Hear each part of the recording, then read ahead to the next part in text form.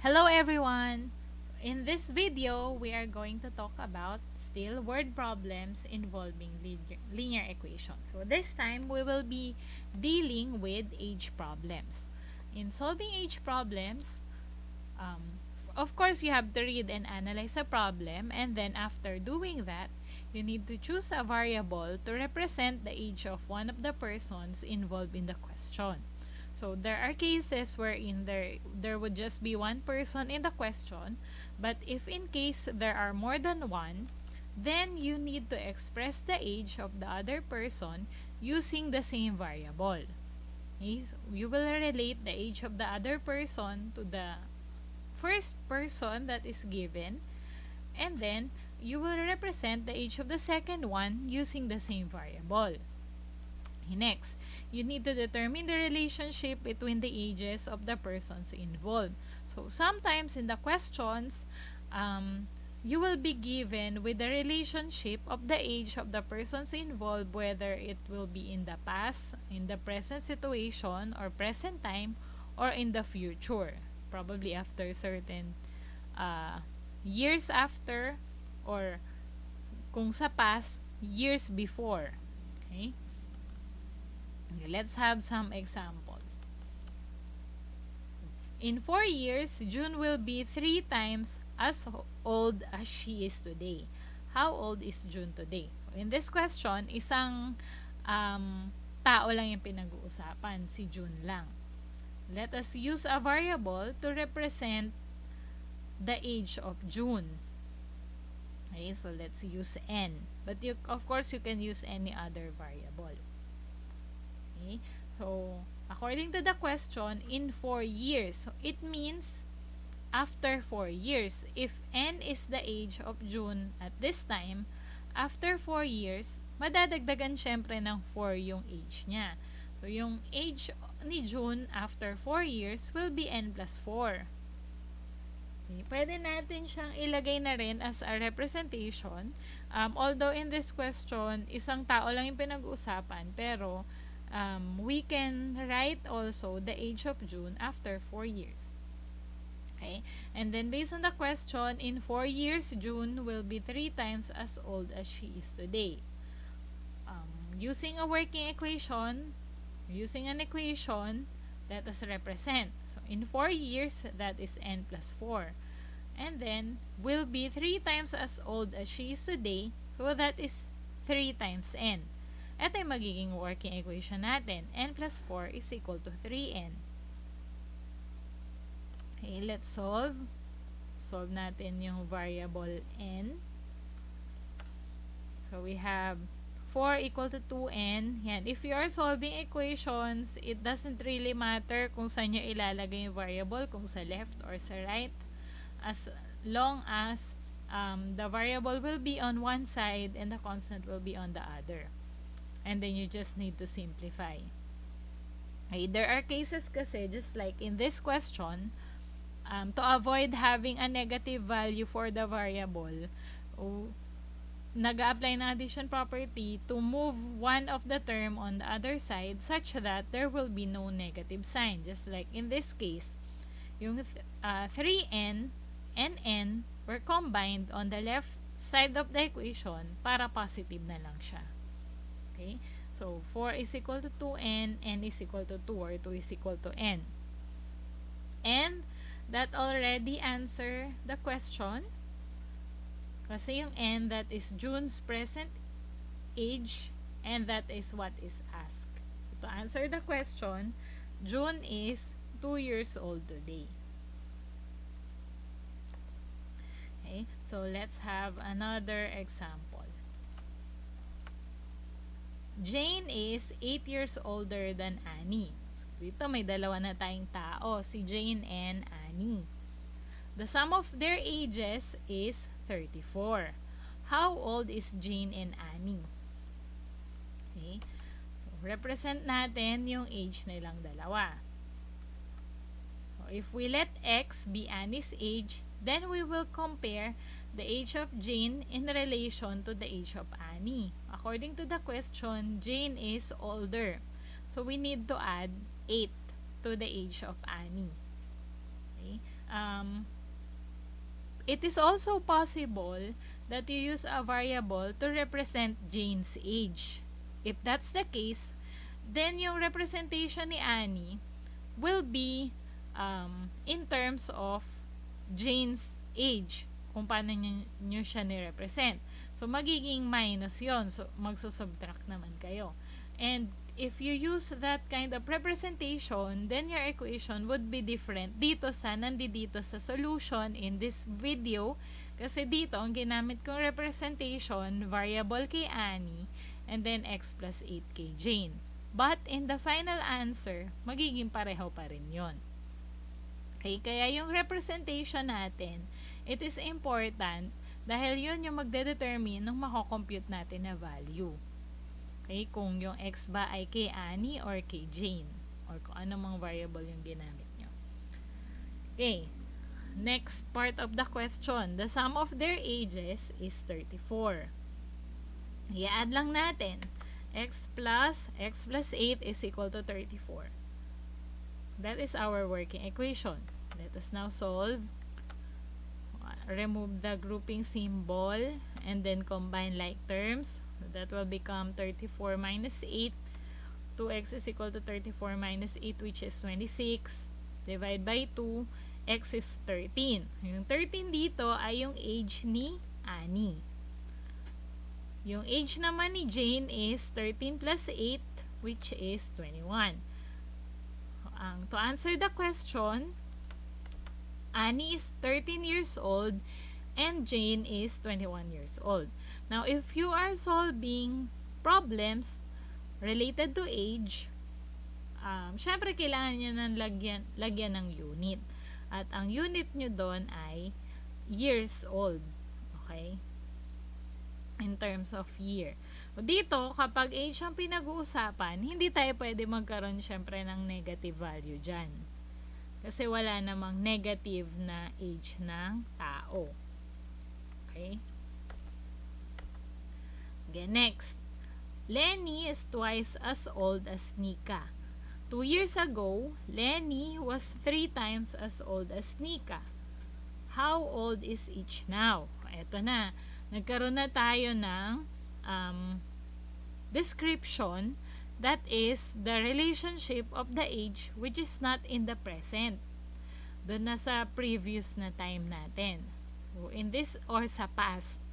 In this case, ang pinag-uusapan na relationship ay nangyari 2 years ago. Paano natin i-represent yan? So, for this type of problem, pwede tayong mag-create ng table to compare the present age and the age na may additional information in the problem. So, let's create a table. Doon sa table, of course, I have written the name of Nika and Lenny, which is the 2 person involved in our question. So, lagay natin yung present age. And then, yung age nila 2 years ago. Dahil yun yung nakalagay sa question. Based on the question, Lenny is twice as old as Nika. So, we can use a variable to represent the age of Nika. So, let's use M. And then, Lenny is twice as old to 2M. Okay? So, yung 2 years ago, na representation natin, we will base it on the representation that we use for the present age. Dahil ginamit natin na age ni Nika for the present is M, di ang age niya 2 years ago will be M minus 2. Okay? For Lenny naman, 2M minus 2. So that is the age of Nika and Lenny 2 years ago respectively. Ngayon, let's go back to our question. 2 years ago, eto na yung meron na tayong representation for 2 years ago. Lenny was 3 times as old as Nika. Yun yung gagamitin natin. Yung age nila 2 years ago and the description that Lenny was 3 times as old as Nika. So, represent natin yan. Yung age ni Lenny 2 years ago, which is 2M minus 2, is or was 3 times as old as Nika. So, yung age ni Nika, multiply natin sa 3. And that will be our working equation. Let us now solve the equation. So, distribute natin yung 3 dun sa right. And then, we can combine like terms. So, 3m minus 2m. Nilipat ko na lang siya sa right para wala ng negative. And then, yung 6 sa left. So, naging 4 equal to m. Okay, yung m, ang nire-represent niya ay yung age ni Nika. Yung age ni Lenny ay twice, which is 8. Okay? To answer the question, dahil ang question naman ay yung current age nila, o di 4 and 8. Nika is 4 years old, Lenny is 8 years old. Ngayon, paano pag nag-solve kayo pero you are not sure whether your answer is correct or not? Of course, you can always check. Pwede nyo naman balikan. Nakuha nating answer ay 4 and 8. Check natin. Lenny is twice as old as Nika. Nasatisfy ba yon? In our question, Lenny is 8, Nika is 4. So, tama naman yon. Lenny is twice as old. Okay? 2 years ago, Lenny was 3 times as old as Nika. So, 2 years ago, si Nika ay 2 years old. Siyempre, Lenny is 6 years old. So, 2 and 6, yung 6 ay 3 times 2. So, tama din. Ibig sabihin, yung na-compute nating age nila are correct. Okay. Kung hindi kayo sure sa inyong final answer, you can always check. Kasi, syempre, pwede naman ang error natin ay nangyari during representation, pwede rin sa pag-create ng working equation, or pwede rin naman na sa solution natin. Pwede palagi kayong mag-check to make sure that your answer is correct. Okay, let's have another example. Okay, the sum of the ages of Emma and Mike is 41. In 5 years, Emma will be twice as old as Mike. Find their ages 3 years ago. So, dito, may binigay na detail. Una, yung current age nila or your present age nila. Merong 5 years, meaning 5 years from now. And then, 3 years ago yung hinahanap. Pag gumawa tayo ng table, pwede ilagay na natin lahat yung condition na yan. Okay? Pwede lagay natin yung name ni Emma and then ni Mike. Present age nila after 5 years, and then 3 years ago. Although, yung 3 years ago, dito sa question, pwede na natin siyang hindi ilagay na representation. Pwede naman. Basta yung mako-compute nyo, kukunin nyo yung 3 years ago nun. Subtract tayo ng 3 sa final answer. Pero, para hindi tayo ma-confuse, nilagay ko na lahat in our table. Okay. So, yung Emma, age ni Emma and Mike, 41. Mag-represent tayo ng variable for Emma. Ang ginamit ko is y. If the sum of their ages is 41, then yung age ni Mike can be represented as 41 minus y. Kasi the sum of their age is 41. Okay? O, yun nga, kagaya ng binanggit ko kanina, kung ang na-represent nyo na variable ay kay Mike, edi si Emma yung 41 minus y. Kung yun ang inyong representation, magiging magkaiba tayo ng solution at working equation dito sa solution ko dito. Pero yung answer natin sa dulo will be the same. Okay, so sige, let's stick with this representation that I have used in this example. So, the age of Emma is represented by y, and then yung Mike, nirepresent natin siya in terms of Emma's age, so that is 41 minus y. After 5 years, madadagdagan syempre yan ng 5 years pareho, y plus 5. By the way, for age-related problem, kino-consider natin na dito sa time na to, after 5 years, pareho yung pinag-uusapan ay buhay pa. Kaya, they continue to age. Okay? 41 minus y plus 5 is 46 minus y. Ito yung age nilang dalawa after 5 years. 3 years ago naman, dun tayo magbe-base sa present age. 3 years ago, si Emma is y minus 3. 3 years ago naman, yung 41 minus y minus 3 is 38 minus y. Ayan, yan nilagyan natin lahat ng representation kasi nga, yan yung mga nabanggit dun sa question.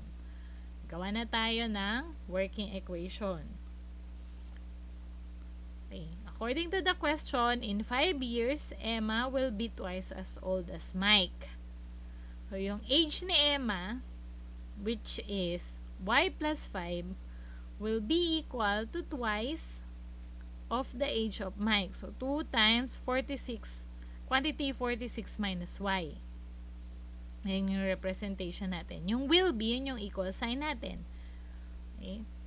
Compute na natin. Let's solve for our answer. So, this to review, 2 times 46 is 92. 2 times y, negative y is negative 2y. Combine like terms. So, we can, to the left na lang yung variable para positive. So, 3y is equal to 87. That's 92 minus 5. Divided by 3, both sides, y is equal to 29. Yung y na yon ay nagre-represent ng age ni Emma, present age ni Emma. Okay, or age niya today, present age. We are looking for the age 3 years ago. Dahil nilagay naman na natin sa table yung part na 3 years ago, doon na lang tayo mag-compute. Y minus 3 is 26. Yan. Kasi 29 minus 3, 26. And then, 38 minus 29 is 9.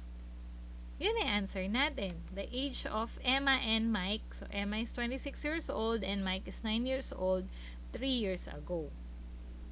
Okay. Kanina, mention ko na yung part na 3 years ago, pwedeng hindi nyo na siya ilagay. Basta, wag nyo lang kalimutan na isolve siya sa dulo. O kung hindi natin yun nilagay at doon tayo sa present age, di yung y doon ay 29 kay Emma. And then kay Mike naman, 41 minus 29, which is 12. Okay, so sa 29 and 12, doon tayo magsusubtract ng 3. Same answer, 29 minus 3 is 26 and 12 minus 9, 12 minus 3 is 9. Yan, same answer.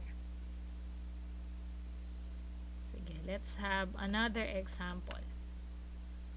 Joy is 40 years old now and her son is 14 years old. In how many years will Joy's age be exactly twice as her son? Okay, dito naman sa tanong na to, hindi natin hinahanap yung age nila whether in the present or in the future. Ang tinatanong is, in how many years kaya na magiging twice of the age of the son yung age ni Joy if her age now is 40 and the age of her son is 14. So, yung number of years na yon ang ire-represent natin ng variable. Let us use K to denote the number of years. Okay. So, pwede natin siyang gawa ng table kasi meron naman tayong present age ni Joy at saka nung anak niya. Yung present age, and then, yung kasunod naman, after K years. Yun yung i-compute natin, after K years, kung ilan man yung magiging value ng K. As of now, ang age ni Joy is 40, ang age of her son is 14. Okay? After K years, syempre madadagdag yon, magiging 40 plus K, yung anak niya magiging 14 plus K. Yan yung table natin. Ang isa-solve natin, K, which is the number of years. Okay, according to the question, in how many years will Joy's age be exactly twice as her son? Gawa natin ng working equation. So, after K years, 40 plus K, magiging equal daw sa 2 times 14 plus K, which is the age of her son. Yan yung working equation natin. Let's solve. Distribute, maging 28 plus 2k. Okay. And then k is 2k minus k is dun sa isang side, 30 minus 40 dapat yon. 40 minus 2k. 28. 40 minus 28. May typo lang dun 40 dapat. Sige, dapat iayusin ko siya. Yan. Let's go back. Ayan. So, 40 minus 28, which is 12. 12 yung value ng k natin. In 12 years, the age of Joy will be twice the age of her son.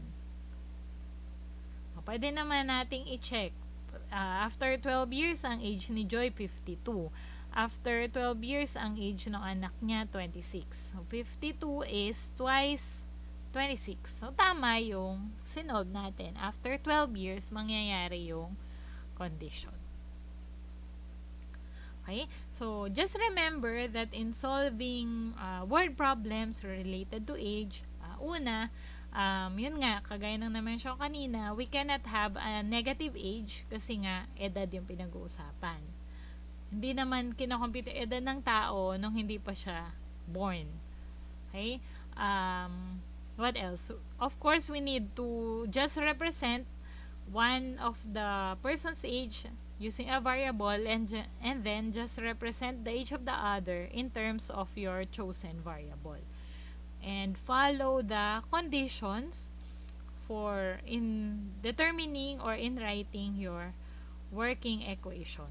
And do not be careless in solving. Okay? So, that's the end of our discussion. Thank you for watching. Bye!